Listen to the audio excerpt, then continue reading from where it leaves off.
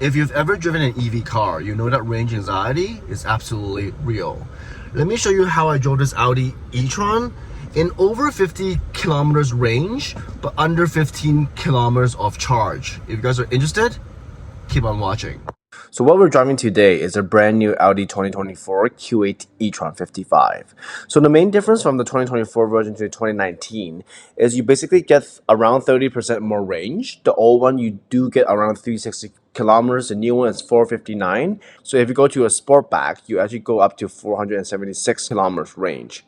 Main difference is you get better driving dynamics, improved steering, new suspension, improved aerodynamics, and then for exterior wise, you get the new front grille and you'll get the S-Line trims as well. This car is a fully loaded car with additional options like head-up display, adaptive cruise control, lane assistance, top view camera, massaging seats, B&O speakers, so to speak. With all the additional options added, this car will be around 115 plus taxes plus luxury tax. Before we go through on a quick test drive on this car, I just want to go through some basics regarding the EV car and the ICE cars. So ICE cars, that means it's a gas car. Usually they get better mileage when it's set at the cruise control, not always changing speeds or braking, and unless you set the AC on high, other options inside the car won't really affect the mileage that much. EV on the other hand, you get way more range when you're city driving, in start-stop situations for the brakes to regen, and believe it or not, during constant speed, aka in the highway, it's actually the worst for EV range. Apart from the above, there's actually other factors that will affect the range or the mileage of your car as well. If you're driving an ICE car, as long as you're not pedal to the metal, normal driving at a wide range of conditions will still give you a relatively constant mileage. Driving an EV car, on the other hand, you will need totally different driving habits. If you drive like a normal ICE car, your range will plummet for sure. Here are some other additional factors that would really affect your range. Too hot, too cold, heating or ventilated seats, heated steering wheel, internal AC, if the windows are open, if the sunroof is open, music on too loud, all these would lead to your range plummeting. Here are some tips that I've actually found that would actually improve your range. Adopt a new driving style. You'll get to your destination, but by no means anytime soon.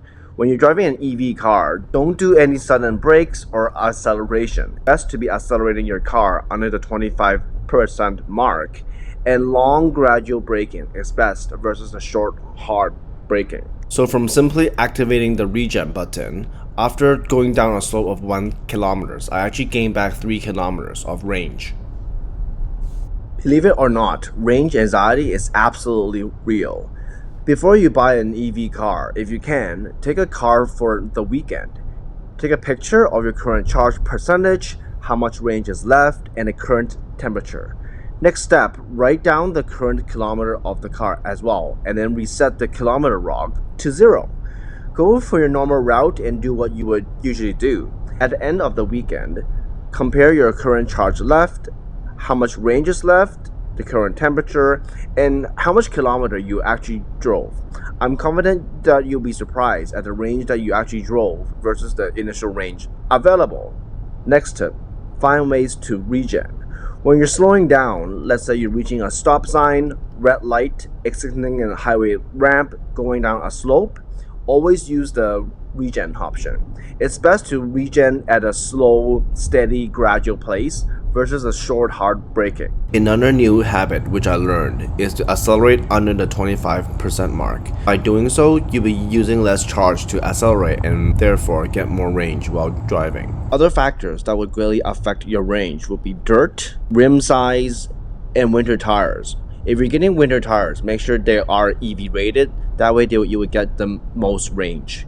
And another thing is, if you want the most range, please don't hitch anything. Trailer hitching something would drastically reduce range because of 2 reasons: aerodynamics and the weight. Another thing is, if you're traveling on the highway a lot, try to keep your speed under the 110 kilometers per hour. From experience, under that speed will get you the max range and there will be less wind resistance. Pre-warming or pre-cooling your car is very important right now. Try to get the internal cabin temperature as comfortable as you can while your car is plugged in the charger. That way, the car will use its internal battery. Technology will be your absolute friend. Before you go on a far trip, use different apps to find out what the closest chargers are. pre-plan all your trips and make sure to allow some extra time for extra charging. Some great apps to have would be ChargePoint, Electric Circuit, and the best one that I'm using right now is called A Better Route Planner. What actually sets this app apart is you can actually input your exact car into this app. In doing so, along with the live traffic and the temperature and so on, it can actually give you a really good representation of your range. On top of that, you can actually set how much range your car has right now, when you get to your destination, how much range you have left, and so much more. After this short trip, as you folks can see right over here on the top left hand corner, there's actually 289 range kilometers left, but on the right bottom corner, we actually did 49.8 kilometers. You remember at the start of this video, we actually started with 309 range. So basically we drove 50 kilometers in under 20 kilometers of charge range. Thanks for watching this quick educational video. Hopefully this video would actually help you guys out. If you guys have any questions or comments, do leave them at the comments below. Have a great day, guys.